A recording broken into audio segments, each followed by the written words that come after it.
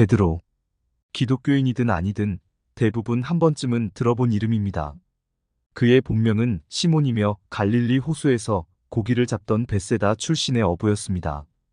요즘도 갈릴리 호수에 가면 일명 베드로 물고기라고 불리는 틸라피아 요리를 맛볼 수 있다고 합니다. 그는 동생 안드레의 전도로 예수님을 알게 되었고 제자로 부르심을 받아 기독교 초창기 역사에 큰 족적을 남긴 수제자가 되었습니다. 베드로라는 이름은 장차 교회의 반석이 되라는 의미로 예수님이 지어주셨는데 서양에서 남자 이름으로 널리 쓰였습니다. 영어로는 피터, 프랑스어로는 피에르, 독일어로는 페터, 이탈리아어로는 피에트로, 러시아어로는 뾰트르로 다양하게 불리게 됩니다. 예를 들어 이탈리아 출신으로 프랑스에서 활동한 패션 디자이너 피에르 가르댕도 베드로의 이름을 갖고 있었습니다. 베드로는 다소 충동적이고 성급한 성격의 소유자였습니다. 그러다 보니 실수도 많았고 주님께 책망을 받기도 하였습니다. 그렇지만 베드로는 매사에 적극적이었고 결단력 있는 인물이었습니다. 우리가 복음서와 사도행전을 보면 베드로에 관한 기록이 나머지 11사도들보다 확연히 많은 것을 알 수 있습니다. 이것은 당시 베드로의 리더로서의 역할과 위상을 반영하는 것입니다. 그의 행적은 서양의 중세시대부터 더욱 주목을 받았는데 미켈란젤로, 엘 그레코, 카라바조 같은 재능 있는 화가들이 성당 벽화나 회화 그림에 그의 모습을 담았습니다. 또한 그의 이야기는 후세에도 끊임없는 영감을 주어 여러 문학작품에도 나타납니다. 그중 폴란드 작가 헬리크 시엔키에비치가 쓴 소설 쿠오바디스는 불멸의 고전이 되어 베드로의 이미지를 뚜렷이 각인시켰습니다. 그런데 베드로를 후세에 유명하게 만든 것은 예수님에 대한 그의 고백에서 비롯됩니다. 당시의 대중들이나 다른 제자들은 예수님을 랍비나 선지자로 여기고 있었습니다. 그런데 베드로만이 주는 그리스도시요 살아계신 하나님의 아들이라고 고백하였습니다. 이에 예수님은 네가 복이 있도다 하시며 그의 신앙 고백 위에 교회를 세우겠다고 하셨고 베드로에게 천국의 열쇠를 주셨습니다. 이는 베드로처럼 예수님을 그리스도로 고백하는 사람이라면 누구에게나 천국의 열쇠는 주어진 것이라고 볼 수 있습니다. 따라서 베드로는 다른 제자들과 모든 성도들을 대표해서 천국 열쇠를 받은 것입니다. 이런 베드로였지만 예수님의 십자가 고난을 이해하지 못하고 예수님을 제지하려다 책망을 듣기도 하였고 주님께서 적대자들에게 체포되시고 난 후 3번씩이나 주님을 모른다고 부인하는 죄를 짓기도 하였습니다.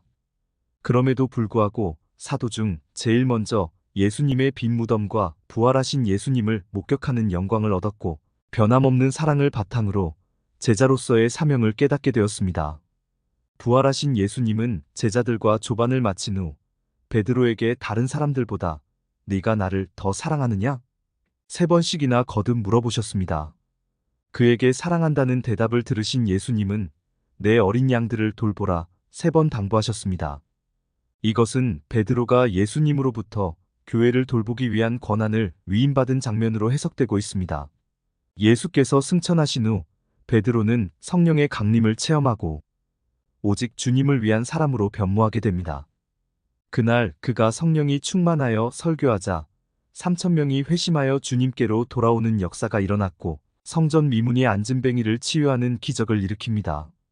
그러나 이후 베드로는 적대자들에 의해 연이어 3차례나 투옥되는 위기를 겪었으나 주의 천사들에 의해 기적적으로 풀려나는 것을 경험합니다. 바울이 주도하는 이방 선교 사역이 점차 확대되면서 이방인의 할례 문제가 논쟁거리가 되었습니다. 이에 베드로는 예루살렘 공의회에서 개종한 이방인들에게 할례를 요구할 필요가 없다고 주도적으로 주장하여 이방인 선교의 문이 활짝 열리게 됩니다.